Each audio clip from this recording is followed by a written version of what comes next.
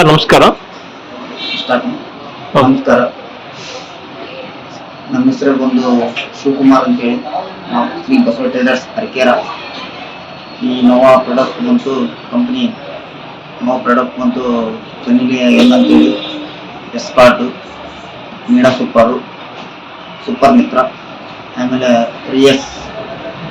RS SC product ಬಂತು 1 year ಆಯ್ತು ನಾವು ಮಾಡಕ್ಕೆ. ಚೆನ್ನಾಗಿದೆ. ರೈತರಿಂದ ಒಳ್ಳೆ ಎಕ್ಸ್ಪೀರಿಯನ್ಸ್ ಆಗಿದೆ, ಒಳ್ಳೆ ರಿಸಲ್ಟ್ ಬರಾಕತ್ತಿವೆ, ಚೆನ್ನಾಗಿದೆ.